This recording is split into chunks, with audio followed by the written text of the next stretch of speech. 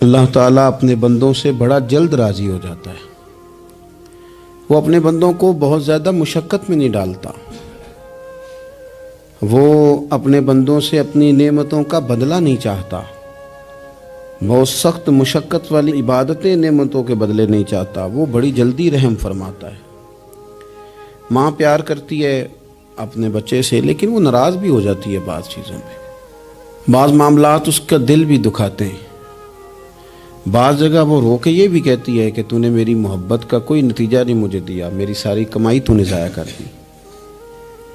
والد بہت ساری جگہوں پہ ناراض ہوتا ہے، شکوہ کرتا ہے، کہتا ہے میری بیماریوں کی، پریشانیوں کی، بڑھاپے کی، کمزوریاں کا سبب بیٹے تو ہی بن گیا۔ یہ ساری تکلیفیں تو ٹھیک ہو جائیں تو میری شاید عمر بھی بڑھ جائے، صحت بھی ٹھیک ہو جائے، میں زیادہ دیر جوان رہ سکوں۔ ناراض ہوتے ہیں ماں باپ۔ اسی طرح ماں باپ راضی بھی ہو جاتے ہیں، وہ بڑی جلدی راضی ہو جاتے ہیں۔ میں اکثر کہتا ہوں کہ والد کو راضی کرنے میں 5-7 منٹ لگ جاتے ہیں، اماں تو 1.5-2 منٹ میں راضی ہو جاتی ہے۔ ابا جی کو 5-7 منٹ لگتے ہیں، کئی دفعہ کہنا پڑتا ہے، کوئی دلائل دینے پڑتے ہیں، لیکن والدہ کے لیے تو کچھ بھی نہیں۔ آپ نیرا جا کے پیروں میں بیٹھ ہی جائیں، کچھ بھی نہ کریں، آپ پورا روئیں نہ، رونے والا منہ ہی بن جائے تو اماں تو نرم ہی نرم ہے، جس وقت جو مرضی آپ کرا لیں ہو گیا۔ اللہ تبارک و تعالی بلا مثال و بلا تشبیہ سمجھانے کے لیے عرض کرتا ہوں، اللہ بھی بعض معاملات میں اپنے بندوں سے ناراض ہو جاتا ہے۔ وہ کہتا ہے میں تکبر کرنے والوں کو پسند نہیں کرتا۔ وہ کہتا ہے فسادی پسند نہیں ہے۔ وہ فرماتا ہے کہ راہوں میں کجی کرنے والے پسند نہیں ہیں۔ وہ فرماتا ہے کہ بدعہدیاں کرو گے تو میں صبح قیامت تم سے سوالات کروں گا۔ اللہ تبارک و تعالیٰ بہت ساری چیزوں کو ناپسند کرتا ہے، ناراض ہو جاتا ہے۔ بلکہ نبی پاک صلی اللہ تعالیٰ علیہ وسلم نے فرمایا تم بات کرتے کرتے کوئی ایسا جملہ بول دیتے ہو کہ رب اتنا ناراض ہوتا ہے کہ تمہیں پتہ بھی نہیں ہوتا، تمہارے لیے جہنم کا فیصلہ کر دیتا ہے۔ اس لیے پہلے تولو پھر بولو۔ خود اپنے لفظوں کی تو تم پہرے داری کرو نا کہ میں کیا کہہ رہا ہوں۔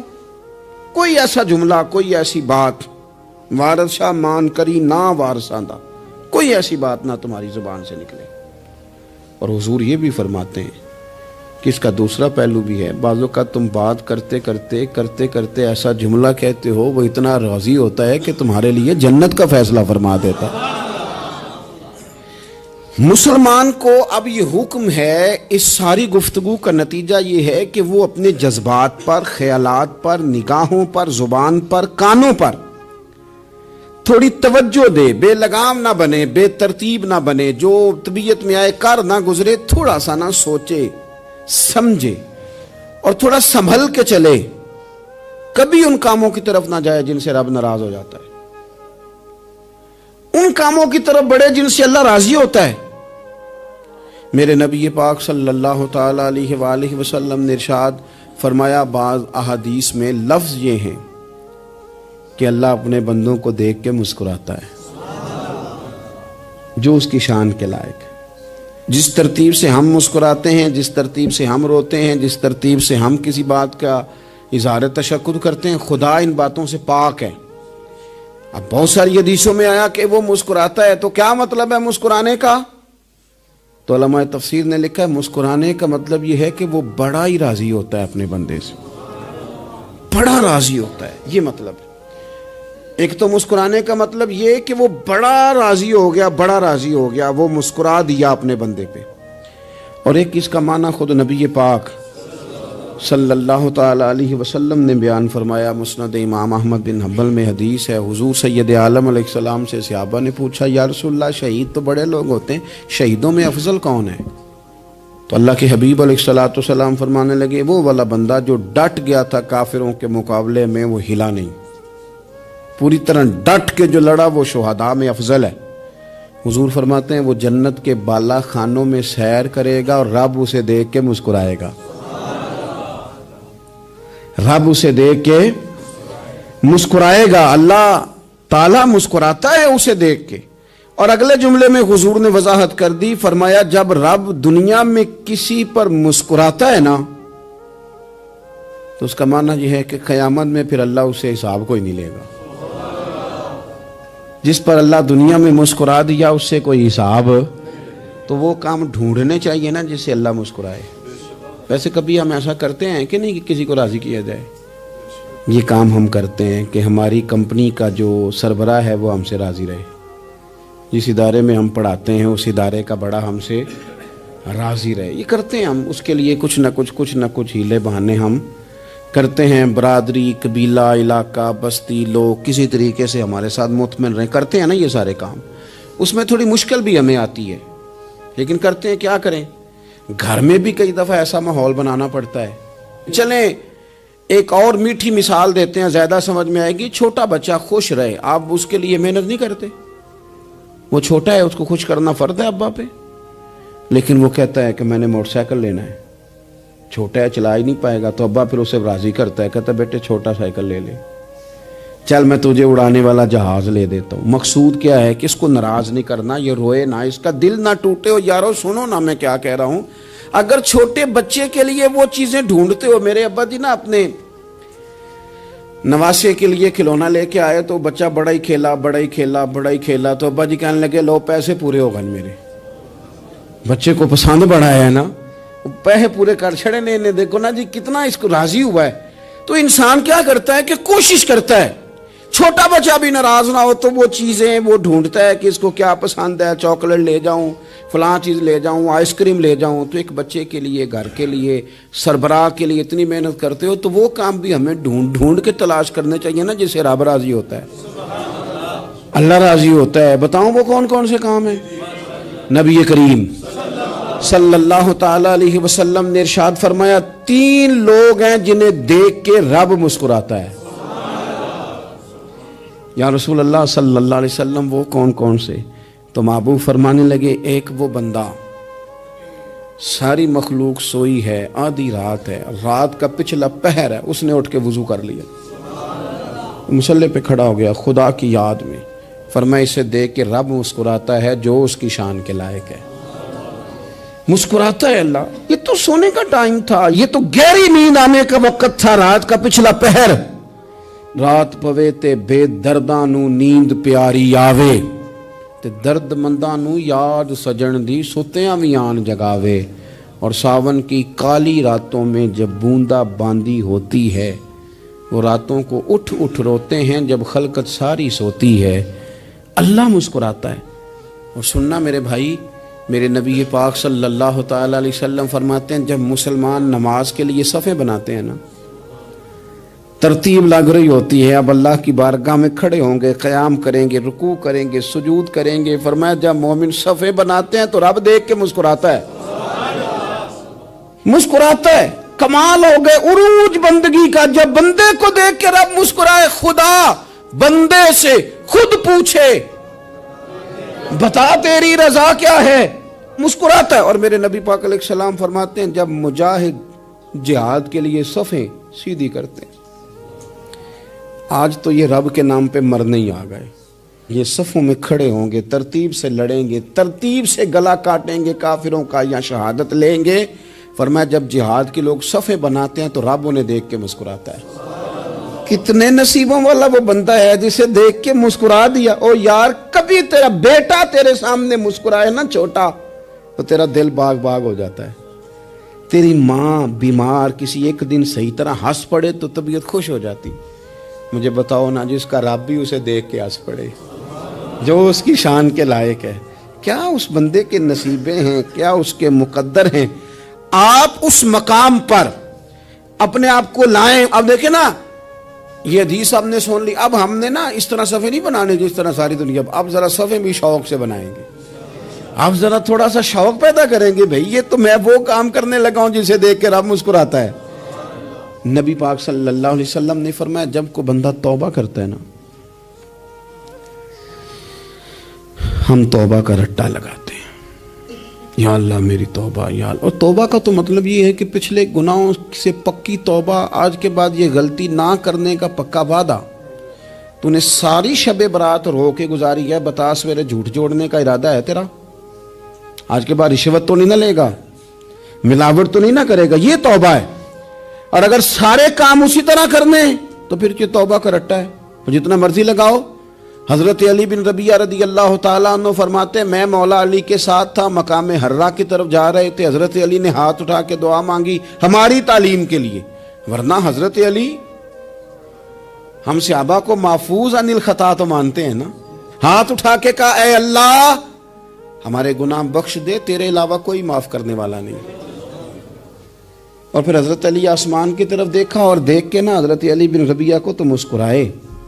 حضرت علی بن ربیعہ کہنے لگے حضور مسکرائے کیوں ہو؟ فرمانے لگے ایک دن میں حضور کے ساتھ اسی طرح آیا تھا، اسی طرح حضور نے دعا فرمائی تھی ہماری تعلیم کے لیے، اور پھر حضور مجھے دیکھ کے مسکرائے تھے اور فرمایا جب کوئی بندہ رب کی بارگاہ میں اس طرح استغفار کرتا ہے تو رب مسکراتا ہے اور مسکرا کے فرماتا دیکھ لو میرے بندوں کو پتا ہے کہ میرے علاوہ معاف کرنے والا کوئی نہیں، انہیں پتا ہے، تم اس کی بارگاہ میں رجوع تو لاؤ، آؤ تو صحیح دو آنسو لے کر۔ اقبال کہتے ہیں کہ موتی سمجھ کے شان کریمی نے چن لیا، قطرے دو گرے میرے ار کے انفعال کے، دو میں نے آنسو بہائے تھے تو اس کے کرم نے تو موتی سمجھ کے چن لیے۔ سنو نا حضور اس استغفار کو اللہ کو یار رات کو توبہ کر کے سونا چاہیے ہمیں، کچھ غلطیاں ہم کرنا نہیں چاہتے پر ہم سے ہو جاتی ہیں، کچھ دل ہم توڑنا نہیں چاہتے پر وہ ٹوٹ جاتے ہیں، ہماری مجبوری ہوتی ہے ٹوٹ جاتے ہیں۔ رات کو اس کی بارگاہ میں ہاتھ باندھ کے کشکول طلب دراز کر کے خوب استغفار پڑھنا چاہیے کہ مالک بندے ہیں نا کیا کریں، نفس کا ساتھ ہے، دنیا کا ساتھ ہے، خواہشات نفسانیہ، مالک معاف کر دے، درد سے توبہ، رسم نہ ہو، کہانی نہ ہو، لفظ نہ ہو، جملے نہ ہو، اور جناب ایسے لوگوں کے بیچ بڑے ہاتھ باندھ کے اور بڑا کوئی ضرورت نہیں، آپ اکیلے اپنی چارپائی پہ بستر کے اندر منہ دے کے بھی درد سے کہیں گے نا معاف کر دے تو وہ تو مہربانی بڑا ہے۔ میرے نبی پاک صلی اللہ علیہ وسلم مثال دیتے ہیں، فرمایا ایک آدمی صحرا میں جا رہا، صحابہ سے حضور خطاب کر رہے ہیں، فرمایا ایک آدمی صحرا میں جا رہا تھا، اس نے اپنی اونٹنی پہ کھانا پانی پیسے ہر چیز رکھی ہوئی تھی، صحرا تھا بہت بڑا، درمیان صحرا کے گیا تو تھوڑا سا سستانے کے لیے آرام کرنے کے لیے اونٹنی سے نیچے اترا، اب اس نے اونٹنی کی لگام اونٹنی کی نکیل اپنے سرہانے کے نیچے رکھی، ہاتھ کے ساتھ پکڑی اور سو گیا۔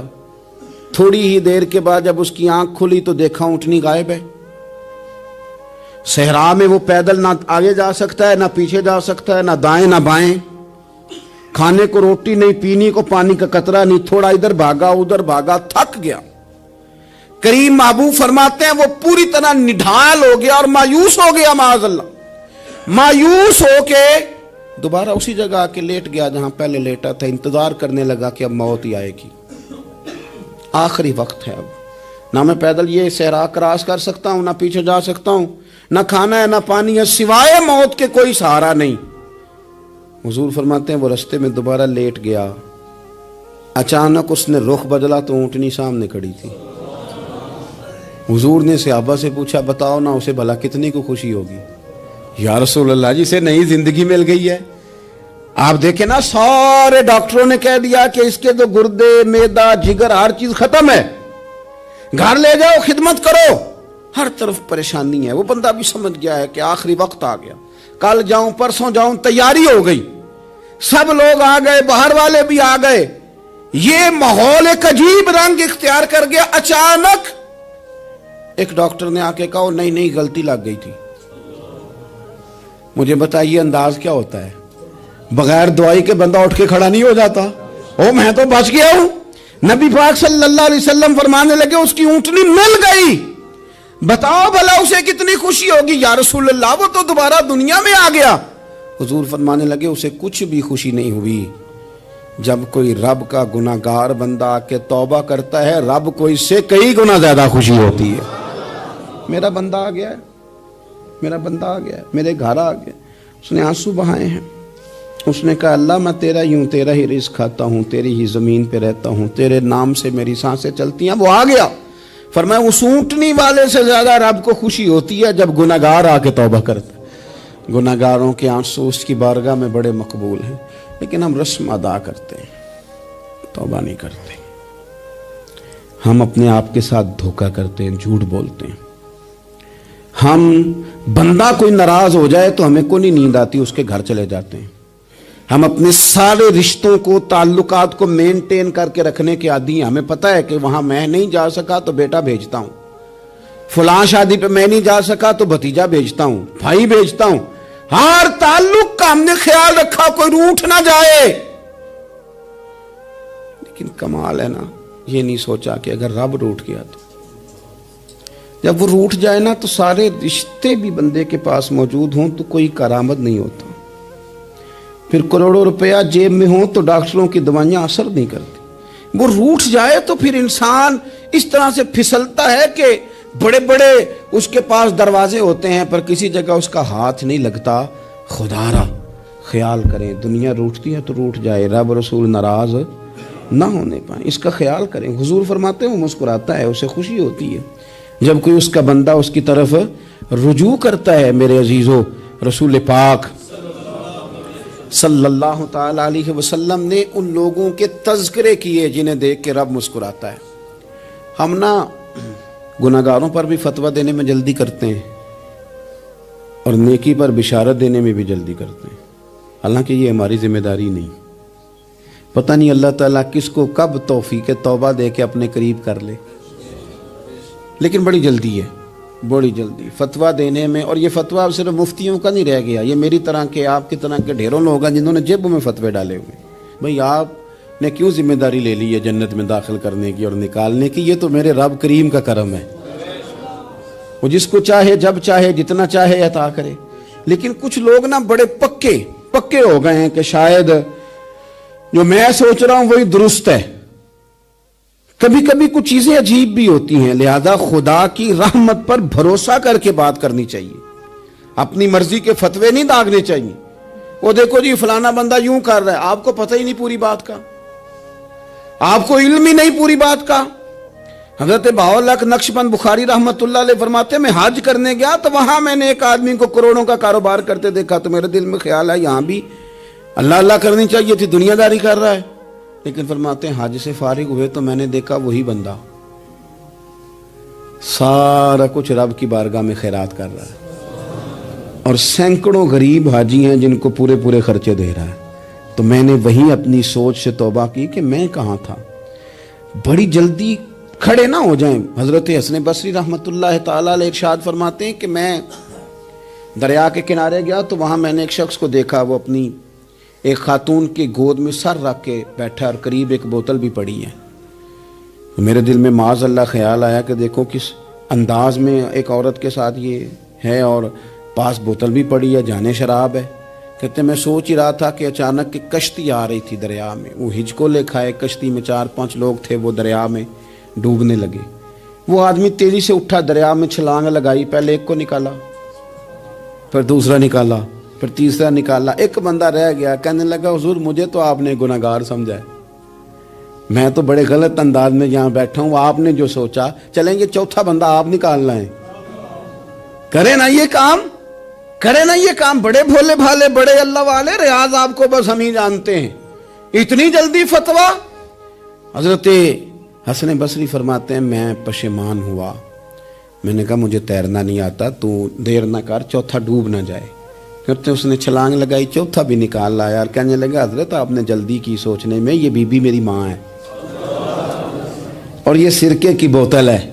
ہم ماں بیٹے کا یہ مشغلہ ہے کہ یہ وہ جگہ ہے جہاں آ کے لوگ مسافر اترتے ہیں اور یہاں سے کسی کا گھر 100 میل ہے، کسی کا 200 میل ہے. ہم صبح سرکہ کھجوریں روٹیاں لے کے یہاں آتے ہیں، مسافروں کی نوکری کرتے ہیں، کوئی پریشان ہو تو مدد کرتے ہیں. حضرت خواجہ حسن بصری فرماتے ہیں میں نے معافی مانگی، ان سے بھی مانگی، رب سے بھی مانگی. انہوں نے مانگ لی نا بزرگ تھے، پر ہم کو نہیں تیار مانگنے کو. ہم ہر وقت بدگمانیاں، وہ فلانا فلانے جرم کرتا تھا میں اسے اب کیسے نیک مان لوں. بھئی اب وہ نمازی ہے، خدا کے گھر آتا جاتا ہے، اب اللہ کی بارگاہ میں حاضر ہوتا ہے. جب رب نے معاف کر دیا تو بھی سوچ بدل جا.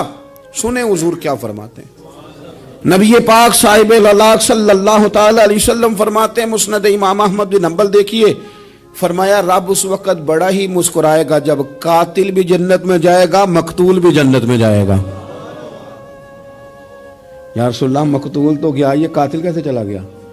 حضور فرماتے ہیں جائے گا، اور جائے گا اور رب مسکرائے گا جو اس کی شان کے لائق ہے. یا رسول اللہ کس طرح؟ تو نبی پاک صلی اللہ علیہ وسلم فرمانے لگے اس نے ایک مومن کو قتل کیا تھا، وہ شہید ہو کے جنت میں چلا گیا، اب اللہ نے بعد میں اسے توبہ کی توفیق دے دی۔ پہلے اس نے کلمہ پڑھا، پھر یہ میدان میں اترا، کافروں سے لڑا، یہ شہید ہوا، رب نے اسے بھی جنت دے دی۔ قاتل بھی جنت میں، مقتول بھی جنت میں، اور بات اتنی انوکھی ہے کہ رب دیکھ کے مسکرا رہا ہے، جو اس کی شان کے لائق ہے۔ ہم جلدی میں ہیں، ہم انتظار نہیں کر رہے کہ شاید توبہ کر جائے، ہم انتظار نہیں کر رہے، لیکن میرے عزیز اتنی جلدی نہ کریں۔ سوچوں کا صاف ہونا، ذہنوں کا پاک ہونا، اور لوگوں کے بارے میں گمان کا اچھا ہونا۔ آپ کسی نفسیات کے ڈاکٹر کے پاس چلے جائیں، اسے کہیں ٹینشن بڑی ہے، میں ان کے مضامین پڑھتا رہتا ہوں، وہ سب سے پہلا سبق آپ کو یہ پڑھائیں گے کہ اچھا سوچا کریں۔ اچھا سوچنے سے بندہ تندرست رہتا ہے۔ کس سے بندہ تندرست رہتا ہے؟ ہیں جی، واقعی یعنی اس والے پڑوسی کے بارے میں بھی اچھا سوچنا ہے، گھر میں اس والے کے بارے میں بھی، چھوٹے بھائی کے بارے میں بھی اچھا سوچنا ہے، اور بڑے کے بارے میں بھی اچھا ہی سوچنا ہے۔ یعنی اپنی برادری قبیلے کے بارے میں بھی اچھا سوچیں، جو قبیلے کا نہیں اس کے بارے میں بھی چلیں تھوڑا سا اچھا سوچ لیں۔ اپنے بارے میں تو اچھا سوچا ہے بڑا، میں کہتا ہوں کہ ہم اپنی غلطیوں سمیت اپنے آپ سے بڑا پیار کرتے ہیں، اور دوسرے کی ایک غلطی نظر آ جائے تو ہمیں گھین آنے لگ جاتی ہے۔ آپ جلدی نہ کریں، مالک نے موقع دیا ہے بندوں کو، نہ وہ کسی کا رزق چھین رہا ہے، نہ سانسیں چھین رہا ہے، وہ اپنی زمین پہ چلنے بھی دے رہا ہے، رہنے بھی دے رہا ہے۔ تو جب اس نے موقع دیا ہے آپ بھی تھوڑا موقع دیں۔ اللہ بڑا کریم ہے، دروازے کھولے گا، اس کے بندے اس کی بارگاہ تک پہنچیں گے۔ بدگمانیاں اور پھر بدگمانیوں کا عروج، اور اس لیول تک جا کے بات کر دینا کا جہاں سے خوف آئے کہ یار یہ بات نہیں کرنی چاہیے۔ رسول کائنات سرور دو عالم صلی اللہ تعالی علیہ وسلم فرماتے ہیں کہ اللہ مسکراتا ہے۔ دیکھو ہمارے ہاں نا ایک اور بھی مسئلہ بن گیا ہے، میں نے کچھ لوگوں کو نا پکا، میرے پیارے ہیں، محبت ہے مجھے، تو میں چونکہ آپ میری کلاس ہیں، میں مشاہداتی اور تجرباتی باتیں بھی کر لیتا ہوں، اسی کی روشنی میں کئی دفعہ گفتگو بھی تیار کرتا ہوں۔ کچھ لوگوں نے نا پکا ذہن بنا لیا یہ کہنے کا کہ ہاتھ بڑا تنگ ہے، پکا، آپ جس وقت پوچھ لیں ان کا ہاتھ اور بڑا ہی زیادہ تنگ ہے۔ آپ یقین کریں، بہن کا جو خامند ہے وہ کہہ رہا ہے جا حصہ لے کے آ، تیرے بھائیوں کی کمائی تو نہیں، تیرے ابا کی ہے، لے کے آ۔ وہ بیچاری اس کی منتیں کر رہی ہے، کہتی ہے اگر جاؤں گی نا تو وہ کہیں گے حصہ لے جا، آج کے بعد ہمارے گھر نہ آنا، میرا دروازہ نہ بند کرو، مہربانی کرو۔ اور بھائی سے بات کرتی ہے تو کہتا ہے ہاتھ ہی بڑا تنگ ہے، جب ٹھیک ہوگا تو دے دوں گا۔ نہ کریں یہ ظلم، ہمارے اپنے تڑپتے رہتے ہیں اور ہماری دولتیں اندر پڑی رہتی ہیں، ہمارے اپنے چھوٹی چھوٹی ضروریات کے لیے پریشان ہوتے ہیں، لیکن ہم بڑے بڑے بہانے ہیں ہمارے پاس، کہتے ہیں یہ نکما ہے، یہ نکھٹو ہے، یہ کام نہیں کرتا، اس میں فلانا ہے، بے فلانا ہے، بلہذا میں نے نہیں ساتھ چلنا۔ اظہار جب آپ کے اندر پیدا ہوتا ہے نا، اظہار جب کسی کے لیے آپ حساس ہوتے ہیں تو آپ کو بھی سرور حاصل ہوتا ہے۔ نہ کریں یہ کام کہ آپ کو اللہ نے وسعت دی ہے اور ہر وقت آپ ہاتھ تانگ ہونے کا رونا رو رہے ہیں، ہر وقت آپ یہ کہہ رہے ہیں میں بڑی آزمائش میں ہوں، جب خدا نے آپ پہ نہیں ڈالی تو اتنے جھوٹ بولنا صرف اس لیے کہ میرے پیسے بچ جائیں، صرف اس لیے کہانی سنانا کہ حالات میرے بڑے خراب ہیں کہ کوئی بندہ میرے سے کوئی تھوڑا بہت قرض نہ مانگ لے۔ سنو، نبی پاک صلی اللہ علیہ وسلم کے پاس مہمان آ گیا، بخاری مسلم ہے، حضور نے ازواج مطہرات کے گھروں میں پیغام بھیجا، کچھ چیز ہے ضیافت کے لیے؟ یا رسول اللہ کچھ بھی نہیں، یہ دو جہاں کے شاہ ہیں اور پاس کچھ رکھتے نہیں، دو جہاں کی نعمتیں ہیں ان کے خالی ہاتھ میں۔ یا رسول اللہ کوئی چیز بھی نہیں۔ حضور نے صحابہ کے مجمع پہ نظر ڈالی، یا رسول اللہ صلی اللہ علیہ وسلم حکم ہو، تو حضور فرمانے لگے تم میں سے کوئی بندہ ہے جو اسے گھر لے جائے روٹی کھلائے؟ ایک صحابی اٹھے فوراً، حضور میں لے کے جاتا ہوں کھانا کھلاتا ہوں۔ فرماتے ہیں میرے گھر میں صرف بچوں کا کھانا تھا، یہ نہیں کہ فریزر بھرا ہوا ہے نعمتوں سے، صرف بچوں کا کھانا، یہ نہیں کہ کسی کو دیکھ کے اپنی ہنڈیا پہ برتن دے لیا، صرف بچوں کا کھانا۔ کہتے ہیں گھر گیا، بیوی سے کہا کیا کیفیت ہے؟ کہنے لگی بچوں کی روٹی ہے۔ میں نے کہا بچے سلا دے، صبح ناشتہ کر لیں گے۔ تو کہنے لگی آپ کیا کھائیں گے؟ تو میں نے کہا نہ میں کھاؤں گا نہ تو کھائے گی، مہمان جو نبی پاک کا ہے۔ کہا اچھا، اب ذرا تجویز دیکھو میاں بیوی کی سوجھی آپس میں. کہتے ہیں کھانا لگا دینا کیونکہ ایک آدھ بندے کا کھانا ہے.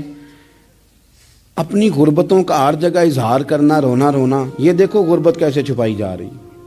اس کو کہا نہیں کہ چل تو تھوڑا رحم کھا, تو آیا ہے تو تھوڑا رحم کھا, یہ نہیں کہا اٹھ کے نا تو کھانا رکھنا اور اٹھ کے نا چراغ ٹھیک کرنے کے بہانے بجھا دینا. ہم دنیا والوں کے سامنے کیوں اپنے دکھ بیان کریں؟ ہم جو کہیں گے رب رسول کی بارگاہ میں کہیں گے. تو نا چراغ ٹھیک کرنے کے بہانے. اہلیہ اٹھی, کھانا دینے کے بعد چراغ ٹھیک کرنے کے بہانے بجھا دیا. خامد بھی ہاتھ چلاتے رہے, بیوی کبھی برتن رکھتی کبھی اٹھاتی, پتہ چلے کہ کھانا کھا رہے ہیں, کھانا کھایا جا رہا ہے. کہتے ہیں مہمان پیٹ بھر کے کھانا کھا گیا. یہ کام ہوا رات کے اندھیرے میں, اس وقت ہوا جب چراغ بھی بند تھا, اس وقت ہوا جب کوئی دیکھنے والا نہیں تھا, کسی پڑوسی کو بھی خبر نہیں تھی. فرماتے ہیں صبح کے اجالے میں اس مہمان کو لے کے مسجد نبوی میں نے قدم رکھا تو نبی کریم نے فرمایا رات جو تم نے کام کیا ہے نا اسے دیکھ کے میرا رب بڑا مسکرایا ہے, اللہ بڑا مسکرایا ہے. اللہ تر دامنی پہ شیخ ہماری نہ جائیے, ہم دامن نہ چھوڑ دیں تو فرشتے وضو کریں. یہ شان ہے صحابہ کی. نبی کریم علیہ السلام نے فرمایا رب رات مسکرایا تیرا یہ انداز دیکھ کے, اور اس نے قرآن نازل کیا وَيُؤْثِرُونَ عَلَىٰ أَنفُسِهِمْ وَلَوْ كَانَ بِهِمْ خَصَاصَةٌ. کچھ لوگ وہ ہیں جنہیں بڑی بھی ضرورت ہو تو دوسروں پر اثار کر دیتے ہیں, قربانی دے دیتے ہیں. رب مسکرایا ہے.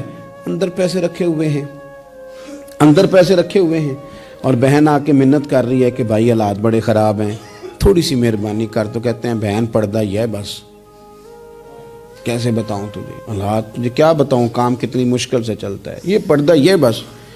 بہرحال اگر تو نے کہا ہے نا 50,000 تو میں زیادہ نہیں کوئی 20 کو دے دوں گا تجھے, وہ بھی خاصی نیکی کر کے, وہ بھی بتا سکھا کے. رات اماں پہ علیحدہ سے احسان چڑھاؤں گا, ابا پہ علیحدہ سے چڑھاؤں گا کہ تمہاری بیٹی کے ساتھ تعاون کر رہا ہوں, سارے علاقے کو ویسے ہی بتاؤں گا.